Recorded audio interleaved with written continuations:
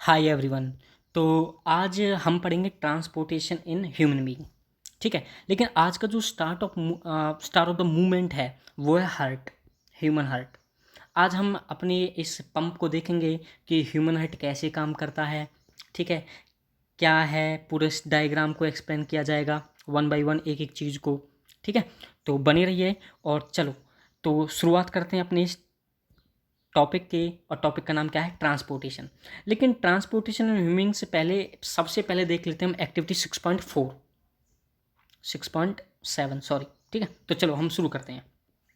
आपको एक health centre में जाना है जो आपकी लोकेलिटी में हो, और आपको फाइंड आउट करना है कि हीमोग्लोबिन की नॉर्मल रेंज कितनी होती है ह्यूमन बीइंग में। देखो, कई बार आप गए हों हॉस्पिटल में, हॉस्पिटल मान लो, या कहीं किसी कम्युनिटी सेंटर पर गए हों, तो HB नापा जाता है ना, हीमोग्लोबिन की range.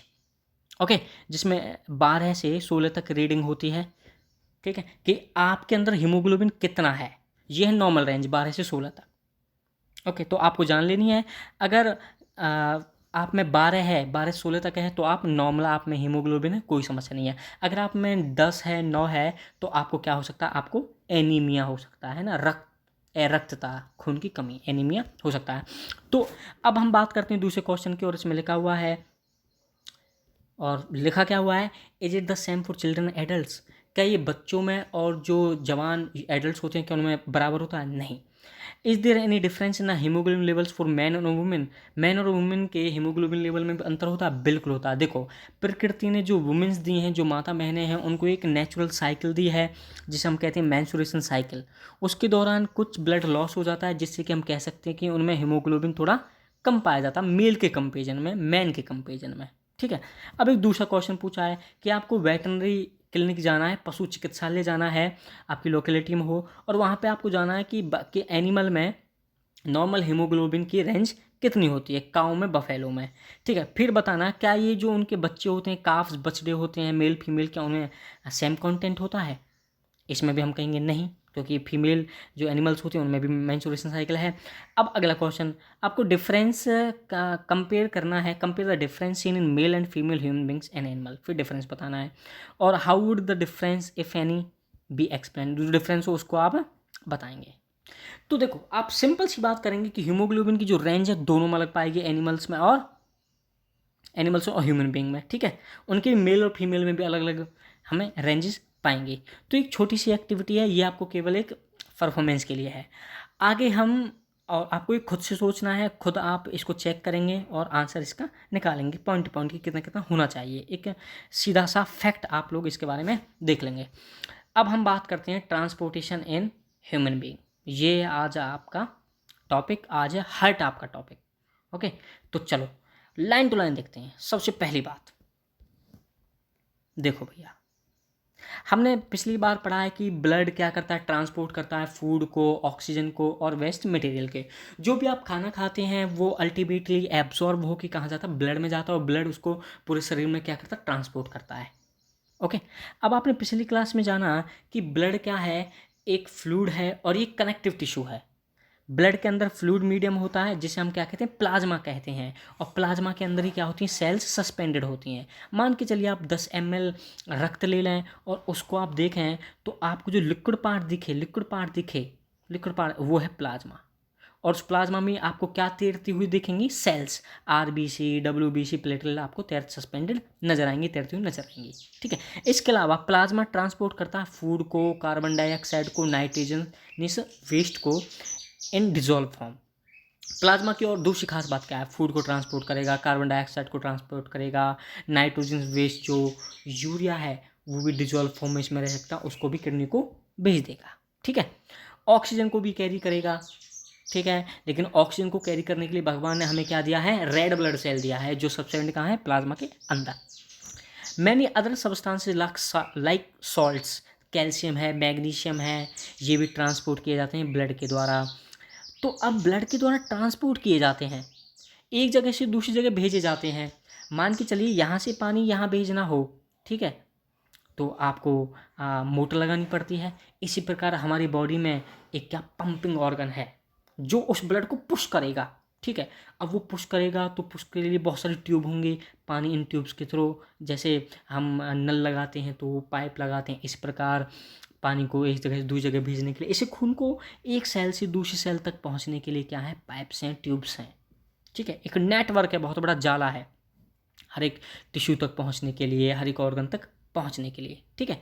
And this system in place to ensure that this network can be repaired if damage. एक खास बात और, अगर ये नेटवर्क, ट्यूब का नेटवर्क टूट भी जाए, डैमेज भी हो जाए, तो इसे रिपेयर करने के लिए क्या है, रिपेयर करने के लिए एक सिस्टम है, मौजूदा सिस्टम है जो उनको रिपेयर कर देता है। बात करेंगे उसकी, कैसे रिपेयर होता है, कैसे रिपेयर होता है प्लेटलेट्स के द्वारा, कैसे मेंटेनेंस होता है, सब बात है। ओके, तो चलो अब हम शुरू करते हैं हार्ट, आवर पंप। खून को ट्रांसपोर्ट करने के लिए, एक जगह से दूसरी जगह ट्रांसपोर्ट करने के लिए हमारे अंदर क्या है, हार्ट है। ये हार्ट का डायग्राम एग्जाम में कई बार पूछा जाता है, ह्यूमन हार्ट। तो डायग्राम को आप इस प्रकार बनाएंगे तो आपको उचित अंक मिलेंगे, ठीक है। सबसे पहले मैं इसकी थ्योरी पार्ट की बात करूंगा, फिर इसके बारे में एक एक पॉइंट को डिस्क्राइब करूंगा, ठीक है। तो चलो सबसे पहले हम जान लेते हैं हार्ट क्या है। हार्ट क्या किसी बोन से बना है, हड्डी से बना है? नहीं। हार्ट क्या है, एक मस्कुलर ऑर्गन है, ये मसल से बना है। आप नेट वगैरह पे या आपने कभी हार्ट को आप देखा, सर्जरी देखा हो, तो ये क्या है, मसल से बना हुआ केवल। Which is big as your fist. जो आपका घूसा है ना, आप मुक्का बनाते हैं, इतना बड़ा है, ठीक है। Which is big as our fist. Fist क्या होता है, जो आपका मुक्का है ना, आप अपनी मुट्ठी को बंद करिए तो इतना बड़ा है। अब सुनो, because both oxygen and carbon dioxide have to transport by the blood, the heart has different chambers to prevent the oxygen rich blood from mixing with the blood containing carbon dioxide. देखो खास बात क्या है, बहुत ही मज़ेदार बात लिखी है, और लिखी क्या हुई है कि देखो जो हमारा रक्त है वो CO2 को भी ले जाता है और ऑक्सीजन को भी कैरी करता है। तो वो दोनों मिक्स ना हो जाए, ये ब्लड इससे मिक्स ना हो जाए, CO2 ऑक्सीजन के साथ मिक्स ना हो जाए, ठीक है, प्योर इम्प्योर ब्लड के साथ मिक्स ना हो जाए। तो प्रकृति ने हमें क्या दिया है, प्रकृति ने हमें दिया है ऐसा हार्ट जिसमें अलग अलग चैम्बर हों, ठीक है। भाई ऑक्सीजन वाला ब्लड एक जगह है और CO2 वाला ब्लड एक जगह रहे, ठीक है। तो आपसे पूछे कि ह्यूमन हार्ट में चैम्बर क्यों है, तो आप एक रीज़न बता सकते हैं? बिल्कुल बता देंगे, ठीक है। ताकि ऑक्सीजन रिच जो ब्लड है वो मिक्स ना हो जाए कार्बन डाइऑक्साइड वाली ब्लड से। एक बात समझ में आई? अब देखो, carbon dioxide rich blood has to reach the lungs for the carbon dioxide to be removed. अब कार्बन डाइऑक्साइड आप जब ऑक्सीजन लेते हो तो CO2 छोड़ते हो ना, तो CO2 को निकालने के लिए क्या है, CO2 को निकालने के लिए जो ब्लड है उसको, ब्लड कहाँ पहुँचाएगा, उस CO2 को लंग्स तक पहुँचाएगा और कार्बन डाइऑक्साइड को नॉस्ट्रल के थ्रू बाहर निकल जाएगा, और फिर क्या देगा, ऑक्सीजनेटेड ब्लड लिया जाएगा लंग्स के द्वारा, और फिर वो कहाँ पहुँचा दिया जाएगा, हार्ट तक पहुँचा दिया जाएगा। देखो मशीनरी साफ है, बिल्कुल पूरा सिस्टम ठीक है। ये है लंग्स, ये है हार्ट, ठीक है। लंग्स का काम क्या है, डिफ्यूजन के थ्रू, अगर यहाँ पे CO2 ज़्यादा और यहाँ पे CO2 कम, उल्टा कर लो, यहाँ पे CO2 ज़्यादा ब्लड में और यहाँ पे CO कम, तो डिफ्यूजन थ्रू ये बाहर निकल जाएगा, ठीक है। यहाँ ये हार्ट है, हार्ट से, ठीक है, पंप करेगा। पंप किसको करेगा, ऑक्सीजनेटेड ब्लड को। अब यहाँ ऑक्सीजन ज़्यादा और भीतर ऑक्सीजन कम, तो ऑक्सीजन हार्ट तक जाएगा, पूरी बॉडी सेल तक जाएगा। बॉडी सेल तक जब जाएगा तो आपको पता है CO2 बना कहाँ, कब, जब सेल के अंदर ग्लूकोज का ऑक्सीडेशन हुआ, ठीक है। जब ग्लूकोज टूटा जब तो CO2 बनेगा ना। अब CO2 बन गया हमारे शरीर के अंदर, तो CO2 को बाहर निकालना होगा, और बाहर कैसे निकलेगा, लंग्स के through. I hope you understand the concept. आपको समझ आया होगा कि कैसे CO2 अंदर, ठीक है, CO2 बाहर, अंदर तो क्या लेगा, CO2 बाहर और ऑक्सीजन अंदर, ये चीज़ कैसे चलती है, ओके। और इनका रिवर्स भी कैसे होता है। तो ये सारी बातें हम कौन करता है, लंग्स करता है, हार्ट इसमें सहयोग करता है। तो अगली बात हम जान लेते हैं, the oxygen rich blood is then pump to the rest of the body. CO2 को एक साइड से फेंक देना बाहर की तरफ, और रेस्ट ऑफ द बॉडी को फिर ऑक्सीजन रिच ब्लड सप्लाई कर देना, पंप कर देना हार्ट के द्वारा। इतना समझ आया आपको, ओके। तो चलो अब इसकी और थोड़ी जनरल बातों के बारे में अपन लोग बात कर लेंगे। We can follow this process step by step. Oxygen-rich blood from the lungs come to the thin-walled upper chamber of the heart on the left atrium. देखो सबसे पहले हार्ट में ब्लड कहाँ से आएगा, लेफ्ट आर्ट्रियम में आएगा। सबसे पहले हार्ट के किस हिस्से में आएगा, ये है लेफ्ट आर्ट्रियम। सबसे पहले अपर चैम्बर है, देखो ऊपर वाले चैम्बर को क्या कहते हैं, आर्ट्रियम, नीचे वाले चैम्बर को क्या कहते हैं, वेंट्रिकल। और राइट वाले में तो राइट आर्ट्रियम और राइट वेंट्रिकल, लेफ्ट में तो left atrium left ventricle. Simple बात, 4 चैम्बर हार्ट है हमारे पास। तो देखो अब क्या होगा भाई साहब, सबसे पहले ऑक्सीजन जो रिच ब्लड है वो कहाँ पे आएगा, लंग्स के थ्रू थिन वॉल्ड होते होते होते थिन वॉल को क्रॉस करते करते वो कहाँ पे आएगा, चैम्बर तक आएगा, हार्ट के चैम्बर तक आएगा, लेफ्ट साइड में आएगा और फिर कहाँ पहुँचेगा, लेफ्ट आर्टरियम में पहुँचेगा। अब लेफ्ट आर्टरियम क्या होगा, रिलैक्स होगा, जैसे ही ब्लड को कलेक्ट करेगा वो रिलैक्स हो जाएगा। When it is collecting the blood it becomes relax. ठीक है, अब क्या होगा, अब उसे अगले चैम्बर को फेंकना होगा। ठीक है, अब ब्लड को अगले चैम्बर तक भी पहुँचाना है तो कॉन्टैक्ट होगा। अब एक नली है आपके हाथों में, एक ट्यूब है, आप उसे जब कांटेक्ट करेंगे पिचकाएंगे जब भी तो तेज़ी से आगे बढ़ेगा, तो ऐसे क्या होगा, ये कांटेक्ट होगा तो अंदर का जो वॉल्यूम है ब्लड का वो यहाँ आ जाएगा। समझे आप, वो कहाँ पहुँच जाएगा, वो लेफ्ट वेंट्रिकल में पहुँच जाएगा, अगले चैम्बर में वो पहुँच जाएगा लेफ्ट वेंट्रिकल में।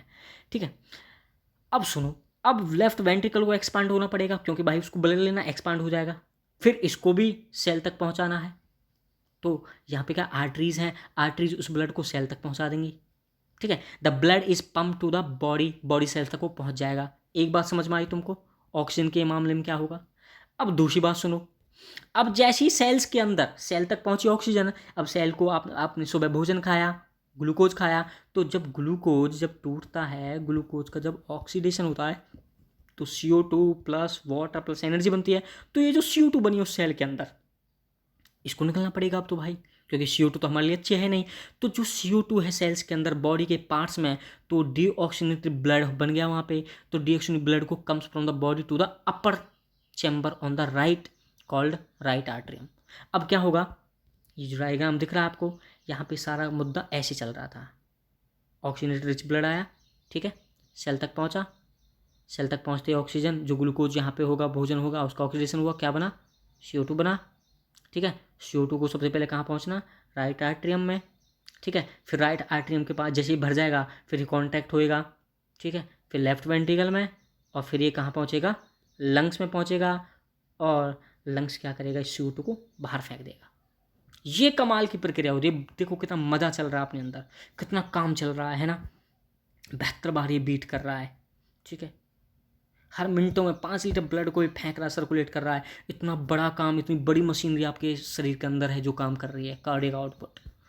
ठीक है मित्रों, बड़ा काम चल रहा है। तो आपने क्या कह दिया कि जो डिऑक्सीजनेटेड ब्लड है वो जो राइट हिस्सा है, राइट चैम्बर है, जो राइट आर्टरियम है, वहाँ पहुँचेगा डिऑक्सीजनेटेड ब्लड, फिर वो एक्सपांड होगा, ब्लड वॉल्यूम आई, फिर उसके बाद वो कहाँ जाएगा, राइट आर्टरियम जैसे कॉन्टैक्ट होगा वो निचल चैम्बर में आ जाएगा, राइट वेंट्रिकल में आ जाएगा।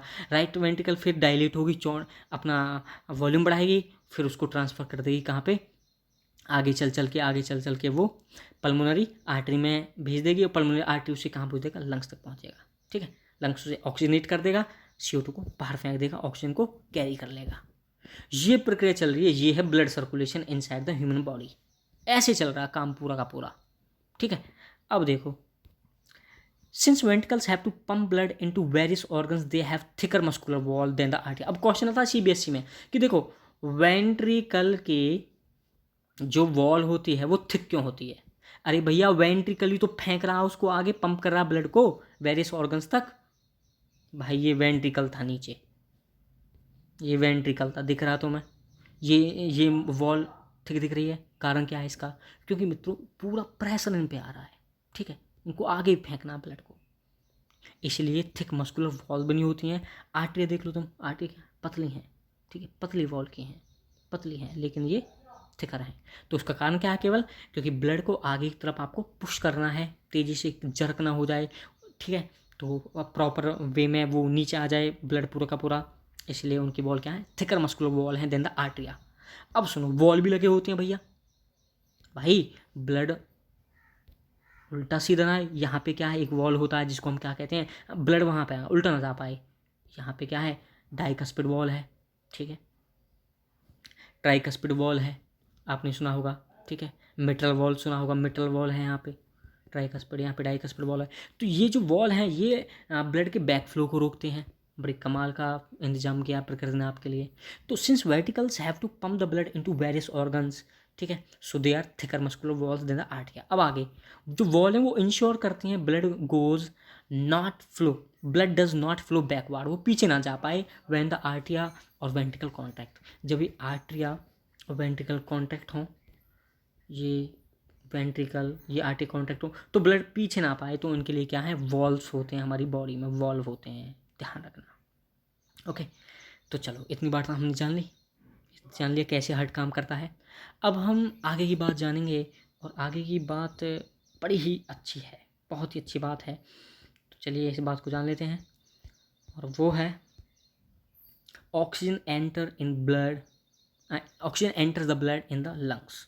चलें बात करें डबल सर्कुलेशन की, तो चलिए बात करते हैं। Oxygen enters the blood in the lungs, कैसे एंटर करेगा ऑक्सीजन लंग्स में, ठीक है। देखो, अब जो राइट साइड है और जो लेफ्ट साइड है हार्ट की, वो सेपरेट अलग अलग है, ठीक है। क्यों? जिससे कि हार्ट क्या है, ऑक्सीजनेटेड और डिऑक्सीजनेटेड ब्लड को मिक्सिंग करने से रोक पाए, मिक्स ना हो पाए। इनके सेपरेशन के लिए एक highly efficient supply of oxygen होता है बॉडी में, ठीक है। अब एनिमल्स के अंदर है क्या, दिस इज यूजफुल एनिमल्स। अब ये दोनों आपस में मिले ना, ये दोनों ब्लड लेफ्ट और राइट लेफ्ट और राइट जो पोर्शन है चैम्बर में मिले नहीं आपस में, तो इनके लिए सेपरेशन के लिए बड़ा ही इंतजाम किया हुआ है प्रकृति ने, ठीक है। This is useful in animals that have high energy needs. भाई 4 चैम्बर हार्ट क्यों है, क्योंकि हमारी नीड्स बहुत ज़्यादा हैं, बहुत बड़ा हमारा शरीर है, सरफेस एरिया ज़्यादा है बर्ड्स के कंपेरिजन में, मैमल्स के कंपेरिजन में, ठीक है। एनर्जी नीड्स हमारी ज़्यादा, हमें ज़्यादा काम करना पड़ता है, which is constantly use energy to maintain their body temperature. देखो, इस एनर्जी से हमें अपनी बॉडी के तापमान को, बॉडी टेम्परेचर को मेंटेन रखना पड़ता है, इसीलिए हमें 4 चैम्बर हार्ट है। तो समझे आप, छोटी सी बात और। ओके, अब अगली बात करते हैं 3 चैम्बर हार्ट की। देखो, जो एनिमल्स हैं that do not use energy for this purpose, body temperature को रेगुलेट करने के लिए जो एनर्जी की आवश्यकता नहीं होती इस पर्पज के लिए, वो जो एनिमल नहीं ले पाते एनर्जी इतनी ज़्यादा, तो उनके लिए प्रकृति ने क्या 3 चैम्बर हार्ट दिया है। वो कौन कौन से, एम्फीबियंस हैं, रेप्टाइल्स हैं, आपका फ्रॉग है, स्नैक है, क्रोकोडाइल्स हैं, ये 3 चैम्बर हार्ट हैं भैया। लेकिन क्रोकोडाइल एक्सेप्शन है, क्रोकोडाइल एक्सेप्शन है। एम्फीबियन होते हुए भी उसमें 3 चैम्बर हार्ट हैं, ठीक है, उसमें 4 चैम्बर हार्ट हैं, सॉरी, ठीक है। एक्सेप्ट नहीं, ध्यान रखना। देखो, साइंस एक्सेप्शंस का ही खेल है, ध्यान रखना इस बात को। तो हम क्या देखते हैं, बहुत सारे जो एम्फीबियंस हैं, रेप्टाइल्स हैं, उन 3 चैम्बर हार्ट होते हैं। कारण क्या है, क्योंकि उन्हें इतनी एनर्जी की नीड्स नहीं है। उनमें आप देखेंगे 2 आर्ट्रियम, एक वेंट्रिकल, केवल बात बन गई उनकी, ठीक है, बात बन गई, कोई समस्या नहीं है। रेप्टाइल्स में, एम्फीबियंस में, they can tolerate mixing of oxygenated and deoxygenated blood streams. खास बात, वो टॉलरेट कर लेंगे, मिक्स हो जाए ऑक्सीजन इम्प्योर प्योर ब्लड के साथ, कोई दिक्कत नहीं है उन लोगों को। 3 चैम्बर हार्ट उनमें कामयाब है, बॉडी टेम्परेचर को मेंटेन करने की कोई आवश्यकता नहीं है, ठीक है। उनका बॉडी टेम्परेचर सीधा इन्वायरमेंट पे डिपेंड करता है, ठीक है, वो कोल्ड ब्लडेड होते हैं, सीधा इन्वायरमेंट पे डिपेंड करता है। Do not use energy for this purpose, तो टेम्परेचर को मेंटेन करने की एनर्जी की तो आवश्यकता होती नहीं है, तो कोई दिक्कत नहीं है उनको सेपरेट करने की, मिक्स होने की कोई समस्या नहीं, मिक्स हो जाए कोई दिक्कत नहीं है, ठीक है। तो रेप्टाइल्स एम्फीबियंस में ऐसी कोई दिक्कत नहीं है, मिक्स हो जाता है उनमें सिंगल, ठीक है, कोई दिक्कत नहीं है। अब बात करते हैं फिशेस की। फिशेस के पास क्या है, 2 चैम्बर हार्ट है, ठीक है, 2 चैम्बर हार्ट है, एक इसमें आर्टरिया है, एक इसमें वेंट्रिकल, 2 फिशेज, ठीक है। फिशेज के अंदर 2 चैम्बर हार्ट है। And the blood to pump to the gills, और ब्लड किससे पंप करना है, गिल से। जैसे हम में लंग्स है, हम में हार्ट है, और ऑक्सीजन CO2 को आने के लिए क्या है, हमारे अंदर रेस्पिरेटरी ऑर्गन क्या है, लंग्स है। ऐसे ही फिश उनका गिल्स है। तो गिल्स क्या काम करेगा, गिल्स काम करेगा यहाँ पे oxygenated the blood and passes direct to the rest of body. Gills से उनको क्या कर लेगा भैया, ऑक्सीनेट कर लेगा और पूरी बॉडी को पहुँचा देगा, हार्ट तक पहुँचेगा, हार्ट उनको सीधा पंप कर देगा ऑक्सीनेटेड डिऑक्सीनेटेड ब्लड को, कोई समस्या नहीं है, ठीक है। सो blood goes only once through the heart in the fish during one cycle of the passes through the body. On the other hand, it goes through the heart twice during each cycle in other vertebrates. This is called double circulation. अगर blood left और right वाले portion से एक बार उसमें हो रहा है double circulation, ठीक है, एक बार उसको प्योर करना है, ठीक है, ऑक्सीनेटेड करना है, फिर उसको लंग्स को भेज देना है, डीऑक्सीनेटेड को बाहर फेंक देना, ये डबल सर्कुलेशन है। एक सर्कुलेशन थोड़ी हो रहा है, 2 बार हो रहा है ना, 2 साइकिल चल रही हैं। लेकिन हम फिशेज़ की बात करें, हम एम्फीबियंस की बात करें, इनमें सिंगल सर्कुलेशन हो रहा है भाई। एक बार में ब्लड आ गया, हम ऑक्सीनेटेड डीऑक्सीनेटेड सारा काम कर दिया, वही पंप हो रहा है आगे की तरफ, ठीक है। फिश में गिल्स ने उसको ऑक्सीनेट कर दिया, ऑक्सीनेट करने के बाद सारा ब्लड बॉडी को भेज दिया।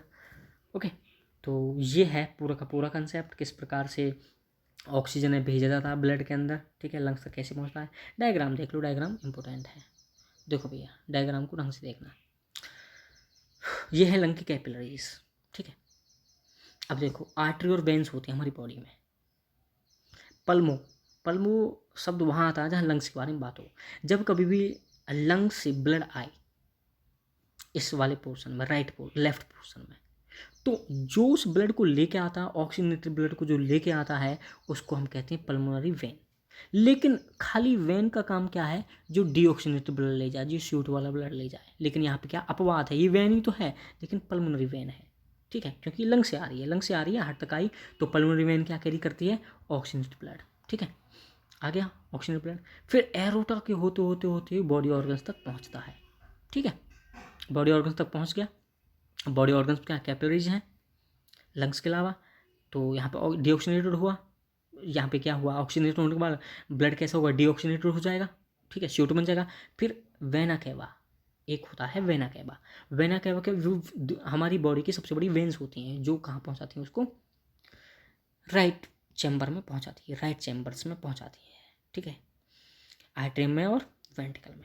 फिर यहाँ से ये साफ होने के लिए कहाँ पहुँचता है, पल्मोनरी आर्टरी से होते होते लंग्स तक, और लंग्स उस CO2 को बाहर फेंक देती है, ऑक्सीजन को ले लेती है।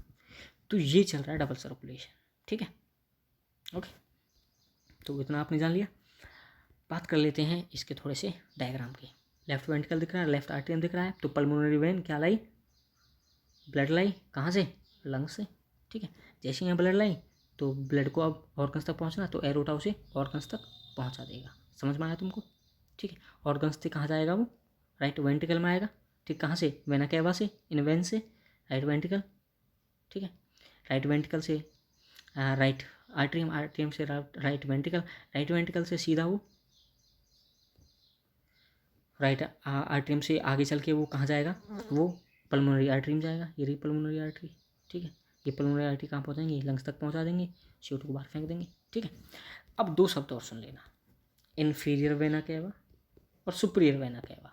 देखो जो वेंस CO2 लाएँ कहाँ से, ऊपरले वाले हिस्से, तो उसे कहते हैं सुपीरियर। हमारे सर से ले जाएँ, हमारी आँख नाक त्वचा, ठीक है, गली से ले जाएँ, ये है सुपीरियर वेना कैवा, वहाँ से लेगी। इन्फीरियर वेना कैवा क्या, जो नीचले वाले हिस्सों से लेगी, जो हमारी टांगें हैं, ठीक है, जेनिटल ऑर्गन्स हैं, यहाँ से जो डीऑक्सीजनेटेड ब्लड लेगा उसको यहाँ कैरी करेंगे, उसके लिए क्या है, इन्फीरियर वेना कैवा। जो लोअर बॉडी से लेंगे, ठीक है, ये अपर बॉडी से लेंगे, जो सुपीरियर वेना कैवा है, ठीक है। तो आप इस डायग्राम को पूरा ध्यान रखें। एरोटा क्या है, हमारे शरीर की सबसे बड़ी आर्टरीज है, और वेना कैवा क्या है, हमारे शरीर की सबसे बड़ी वेन्स हैं, ओके। तो ये है हार्ट। तो चलो हमने हार्ट के बारे में जान लिया है, तो आज के लिए इतना ही, धन्यवाद।